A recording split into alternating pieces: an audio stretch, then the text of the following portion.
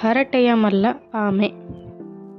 ಒಂದಾನೊಂದು ಕಾಲದಲ್ಲಿ ಸಂಕಟ ಮತ್ತು ವಿಕಟ ಎಂಬ ಹೆಸರುಳ್ಳ 2 ಹೆಬ್ಬಾತುಗಳು ಮತ್ತು ಕಂಬುಗ್ರೀವ ಎಂಬ ಹೆಸರುಳ್ಳ ಆಮೆ ಒಂದು ನದಿಯ ಹತ್ತಿರ ವಾಸವಾಗಿದ್ದವು. ಅವು ಒಲವಿನ ಗೆಳೆಯರಾಗಿದ್ದವು. ಒಮ್ಮೆ ಆ ಪ್ರದೇಶದಲ್ಲಿ ಬರ ಬಂದಿದ್ದರಿಂದ ಎಲ್ಲ ನದಿಗಳು, ಸರೋವರಗಳು ಮತ್ತು ನೀರಿನ ಹೊಂಡಗಳು ಬತ್ತಿ ಹೋದವು. ಪಕ್ಷಿಗಳಿಗೆ ಮತ್ತು ಪ್ರಾಣಿಗಳಿಗೆ ಕುಡಿಯಲು ಒಂದು ತೊಟ್ಟು ನೀರು ಕೂಡ ಇರಲಿಲ್ಲ. ಅವು ಬಾಯಾರಿಕೆಯನ್ನು ತಡೆಯಲಾರದೆ ಸಾಯತೊಡಗಿದವು. ಈ ಸಮಸ್ಯೆಗೆ ಪರಿಹಾರವನ್ನು ಕಂಡುಕೊಳ್ಳಲು ಈ 3 ಗೆಳೆಯರು ತಮ್ಮಲ್ಲೇ ಚರ್ಚಿಸುತ್ತಾ ನೀರನ್ನು ಹುಡುಕಿಕೊಂಡು ತಿರುಗಾಡಿದವು. ಆದರೆ ಅವು ಎಷ್ಟೇ ಹುಡುಕಿದರೂ ನೀರು ಸಿಗಲಿಲ್ಲ. ಬೇರೆ ದಾರಿ ಕಾಣದೆ ಈ 3 ಗೆಳೆಯರು ನೀರು ತುಂಬಿರುವಂತಹ ಯಾವುದಾದರೂ ದೂರದ ಸರೋವರಕ್ಕೆ ಹೋಗಿ ನೆಲೆಸಲು ತೀರ್ಮಾನಿಸಿದವು. ಆದರೆ ದೂರದ ಸ್ಥಳದ ಜಾಗವನ್ನು ಬದಲಾಯಿಸಲು ಒಂದು ಸಮಸ್ಯೆ ಎದುರಾಯಿತು. ಹೆಬ್ಬಾತುಗಳು ಸುಲಭವಾಗಿ ಹಾರಿ ಹೋಗಬಹುದಾಗಿತ್ತು. ಆದರೆ ಆಮೆಗೆ ಕಾಲ್ನಡಿಗೆಯಲ್ಲಿ ಅಷ್ಟು ದೂರ ಸಾಗಲು ಕಷ್ಟವಾಗುತ್ತಿತ್ತು. ಆಮೆ ಒಂದು ಉಪಾಯವನ್ನು ಅವರ ಮುಂದೆ ಇಟ್ಟಿತು. ಆಮೆ ಹೇಳಿತು, ಗಟ್ಟಿಯಾದ ಕಡ್ಡಿಯೊಂದನ್ನು ನಾನು ನನ್ನ ಹಲ್ಲುಗಳಿಂದ ಮಧ್ಯದಲ್ಲಿ ಹಿಡಿದುಕೊಳ್ಳುತ್ತೇನೆ. ನೀವಿಬ್ಬರೂ ಕಡ್ಡಿಯ 2 ತುದಿಗಳನ್ನು ನಿಮ್ಮ ಕೊಕ್ಕುಗಳಿಂದ ಹಿಡಿದುಕೊಳ್ಳಿ. ಈ ರೀತಿ ನಾನೂ ಕೂಡ ನಿಮ್ಮೊಂದಿಗೆ ಪ್ರಯಾಣ ಮಾಡಬಹುದು.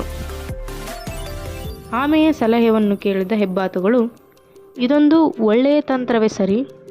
ನೀನು ಹೇಳಿದಂತೆ ನಾವು ಮಾಡುತ್ತೇವೆ. ಆದರೆ ನೀನು ತುಂಬ ಎಚ್ಚರದಿಂದಿರಬೇಕು. ನಿನ್ನ ಸಮಸ್ಯೆ ಏನೆಂದರೆ ನೀನು ತುಂಬ ಮಾತನಾಡುತ್ತೀಯಲ್ಲ. ನಾವು ಹಾರುತ್ತಿರುವಾಗ ನೀನು ಮಾತಾಡಲು ನಿನ್ನ ಬಾಯಿಯನ್ನು ತೆರೆದರೆ ಅದರಿಂದ ಖಂಡಿತವಾಗಿಯೂ ನಿನಗೆ ಕೇಡುಂಟಾಗುವುದು. ಆದ್ದರಿಂದ ನೀನು ಕಡ್ಡಿಯಲ್ಲಿ ನೇತಾಡುವಾಗ ಮಾತನಾಡಬಾರದು. ಹಾಗೆ ಮಾಡಿದರೆ ನೀನು ಭೂಮಿಗೆ ಬಿದ್ದು ಸಾಯುವೆ. ಆಮೆಗೆ ಅರ್ಥವಾಯಿತು. ತನ್ನ ಬಾಯಿಯನ್ನು ತೆರೆಯುವುದಿಲ್ಲ ಎಂದು ಮಾತು ಕೊಟ್ಟಿತು. ಹೆಬ್ಬಾತುಗಳು ಕಡ್ಡಿಯ ತುದಿಗಳನ್ನು ತಮ್ಮ ಕೊಕ್ಕುಗಳಲ್ಲಿ ಹಿಡಿದುಕೊಂಡವು. ಆಮೆಯು ಕಡ್ಡಿಯನ್ನು ಮಧ್ಯಭಾಗದಲ್ಲಿ ಕಚ್ಚಿ ಹಿಡಿದುಕೊಂಡಿತು. ಈ ಪ್ರಕಾರ ಅವು ತಮ್ಮ ದೀರ್ಘ ಪ್ರಯಾಣವನ್ನು ಆರಂಭಿಸಿದವು. ಅವು ಬೆಟ್ಟಗುಡ್ಡಗಳ ಮೇಲೂ, ಕಣಿವೆಗಳು, ಹಳ್ಳಿಗಳು ಮತ್ತು ಅರಣ್ಯಗಳ ಮೇಲೂ ಹಾರಿದವು. ಕೊನೆಗೆ ಅವು ಒಂದು ಪಟ್ಟಣದ ಮೇಲೆ ಹಾರಿದವು. ಅವು ಪಟ್ಟಣದ ಮೇಲೆ ಹಾರಾಡುತ್ತಿರುವಾಗ ಜನರು ಈ ಅಪರೂಪದ ದೃಶ್ಯ ನೋಡಲು ಮನೆಗಳಿಂದ ಹೊರಗೆ ಬಂದರು. ಮಕ್ಕಳು ಚಪ್ಪಾಳೆ ತಟ್ಟುತ್ತಾ ಹೋ ಎಂದು ಕೂಗಲಾರಂಭಿಸಿದರು.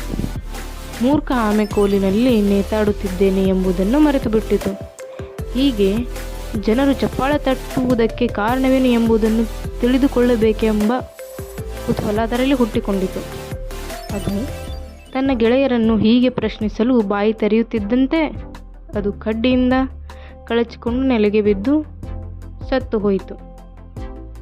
ಈ ಕಥೆಯ ನೀತಿ ಏನೆಂದರೆ, ಯಾವಾಗಲೂ ಸ್ನೇಹಪರ ಬುದ್ಧಿವಾದಗಳನ್ನು ಗಮನವಿಟ್ಟು ಕೇಳಿಸಿಕೊಳ್ಳಬೇಕು.